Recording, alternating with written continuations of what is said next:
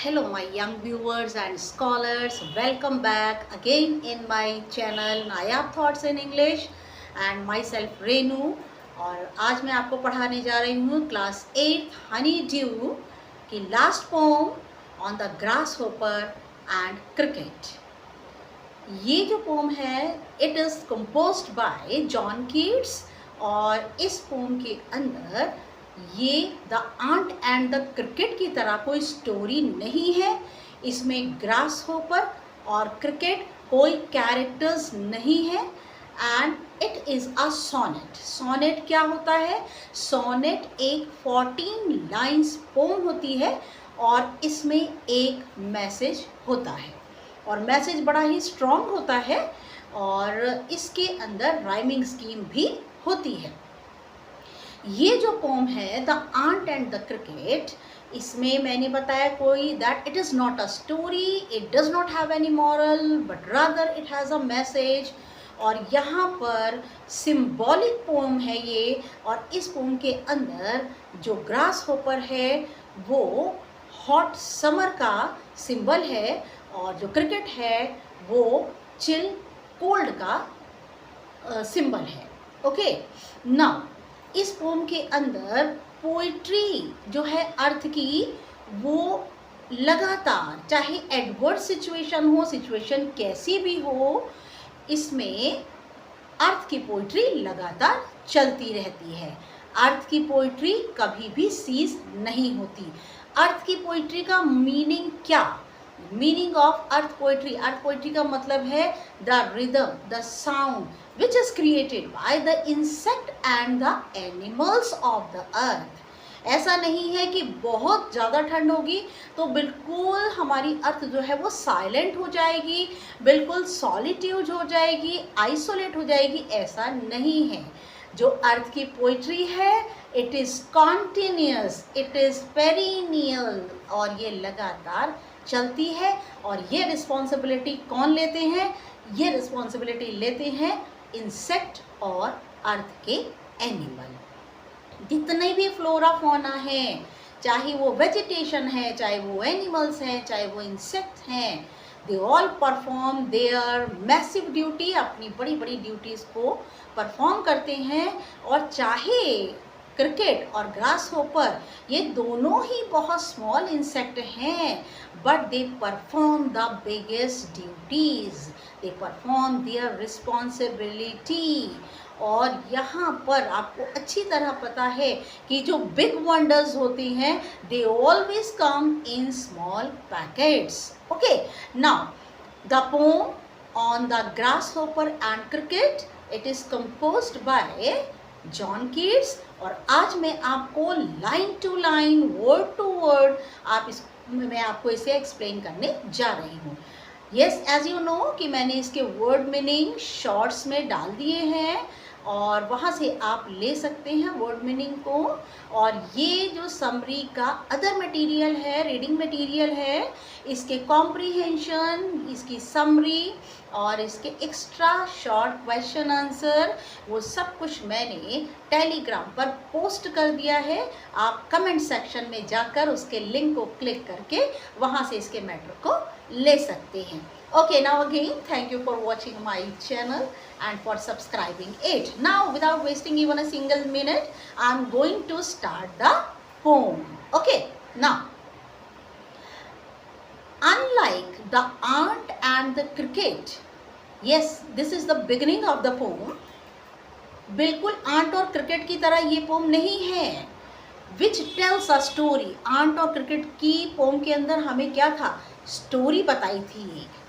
This is a nature poem, बल्कि ये कोई स्टोरी नहीं है, ये एक जॉन कीट्स जो कि पोइट्री को परफेक्ट बनाते हैं, उन्होंने इस पोम के अंदर नेचर को डिस्क्राइब किया है। Very beautifully he has describe the nature. In it, the grasshopper and cricket do not appear as characters। यहाँ पर आंट और यहाँ पर grasshopper और जो क्रिकेट है वो एक कोई कैरेक्टर नहीं है। Now, rather they act as symbols। ये एक सिंबल है, प्रतीक है। किस चीज़ का? अभी आपको पढ़ते हुए पता चलेगा। Now, each suggesting something else, ये दोनों के दोनों किसी और चीज़ को हमें पॉइंट आउट करते हैं, सजेस्ट करते हैं. Read the pome and notice how the poetry of earth keeps on through summer and winter in a never ending song. और ये जो हमारी अर्थ है इसके ऊपर कैसे आप जब पढ़ेंगे पोम को तो आपको पता चलेगा कि जो हमारी अर्थ की पोइट्री है, जो अर्थ का म्यूज़िक है, जो अर्थ का रिदम है, वो लगातार चलता रहता है.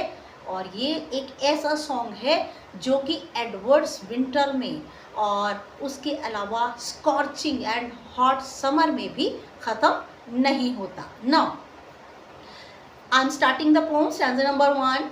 The poetry of earth is never dead. धरती का जो संगीत है वो कभी भी ख़त्म नहीं होता, कभी नहीं मरता. When all the birds are faint, जब सारे के सारे पक्षी, फेंट का मतलब अनकॉन्शियस हो जाते हैं. When they are very much exhausted and tired, जब बुरी तरह से थक जाते हैं. किस वजह से? With the hot sun, और बहुत तेज़ स्कॉर्चिंग हीट, सूर्य की जो तपती गर्मी है उसकी वजह से जब सारे के सारे पक्षी जो है फेंट हो जाते हैं. And hide in cooling trees, और तब क्या होता है, पेड़ों की ठंडक पाने के लिए they hide themselves behind the leaves, behind the branches of the tree. A voice will run from hedge to hedge. और जैसे ही सारे पक्षियों की आवाज़ बिल्कुल शांत हो जाती है तभी हेज का meaning the boundary of the field, खेतों की, मैदानों की जो बाउंड्री बनी होती है वहाँ पर एक बाउंड्री से दूसरी बाउंड्री पर a voice will run from hedge to hedge. जब सब शांत हो जाते हैं तो एक आवाज़ गूंजती है, फेंस के ऊपर एक आवाज़ गूंजती है. कौन सी आवाज़?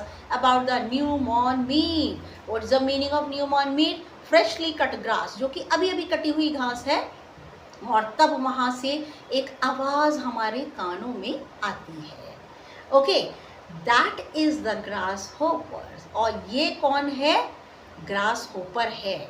ये कौन है? ग्रास होपर है ये. और ग्रास होपर क्या, जो ग्रीन कलर का होता है, टिड्डा जिसे आप कहते हैं, वो grasshopper he takes the lead. और एज ए लीडर, एक नेता की तरह जो है, जब सब शांत हो जाता है और धरती बिल्कुल सुनसान हो जाती है, साइलेंट हो जाती है, तब एक आवाज़ आती है बाउंड्री से. और वो आवाज़ किसकी है? ग्रास होपर की. ग्रीन कलर का होता है grasshopper. He takes a lead, और वो आता है और लीडर की तरह काम करता है, सबसे आगे आगे चलता है. इन समर लग्जरी, और समर लग्जरी, समर के कंफर्ट, समर की लग्जरी, ऐश्वर्य को, समर के ऐश्वर्य को, गर्मी की ऐश्वर्य को, गर्मी की शान को बढ़ाए रखने के लिए ही हैज़ नेवर डन. वो बैठता नहीं है, बिल्कुल भी थकता नहीं है. और क्या होता है? विद हिज डिलाइट, और बड़ी ही खुशी के साथ, with great happiness, with great fun, with great cheerfulness. For when tired out, और जब वो बाउंड्री टू बाउंड्री घूमकर थक जाता है, तो जब टायर्ड हो जाता है, मौज मस्ती काट कर जब वो टायर्ड हो जाता है, he rest at ease, और तब वो आराम करता है at ease, बड़ी ही आराम से. बीनीथ का मीनिंग अंडर, किसके नीचे? सम प्लेजेंट वीड, एक वाइल्ड प्लांट के नीचे, एक जंगली पौधे के नीचे जाकर के ग्रास होपर आराम करता है. Yes, now in the scorching heat, बड़ी गर्मी के अंदर जो ग्रास होपर है वो ये ड्यूटी अपनी करता है. Even you know that grasshopper it is a small insect but he perform a great and the biggest duty. Okay, now इस पोम के अंदर rhyming scheme, although I will tell you all the poetic devices in my next video. और यहाँ पर लेकिन फिर भी मैं आपसे एक राइमिंग स्कीम के बारे में कहूँगी. राइमिंग स्कीम यहाँ पर डेड, लास्ट वर्ड, फिर सन, रन, मेड. ओके, डेड और मेड दोनों ए हो गए, और सन, रन यहाँ पर जो है वो बी हो गए. और he takes the lead, dead, made, led. Okay, now, और यहाँ पर हो गया रन, सन, रन, डन. तो यहाँ पर जहाँ पर डेड है उसको हमने ए दिया, सन को बी दिया, तो ये हो गया A B B A B.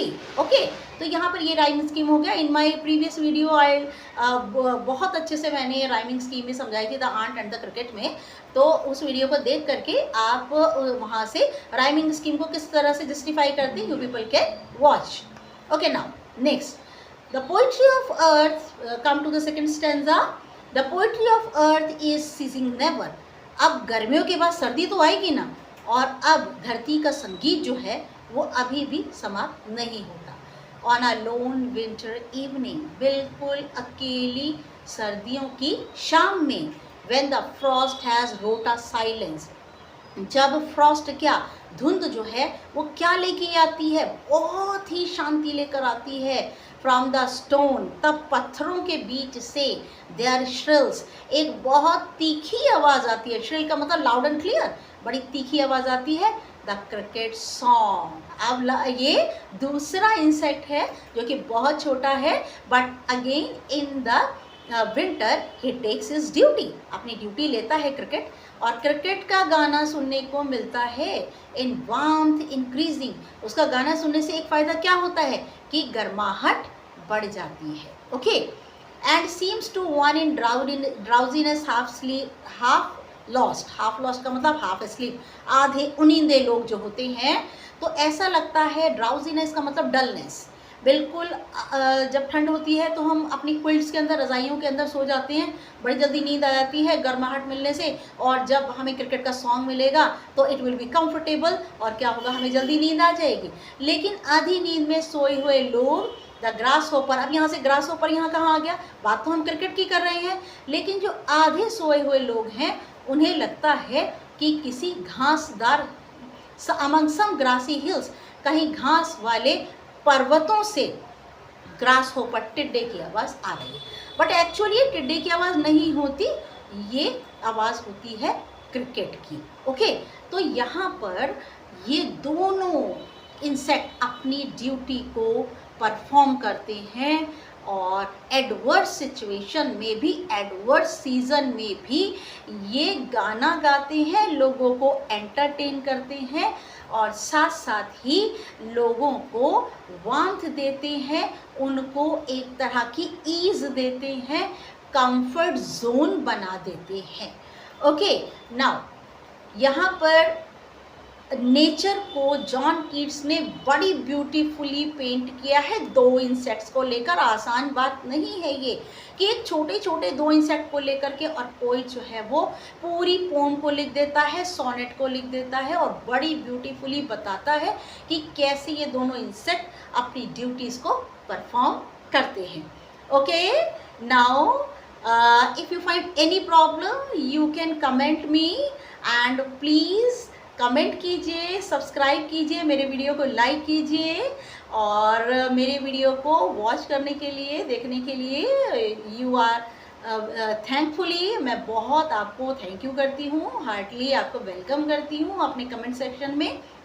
और आप सारे रीडिंग मटेरियल के लिए कमेंट सेक्शन के लिंक को क्लिक करेंगे तो आप टेलीग्राम में से सारा मटेरियल आप ले पाएंगे। Okay, in my next video I will tell you the poetic devices of the first poem, The Ant and the Cricket। और तब तक के लिए you people goodbye and good luck।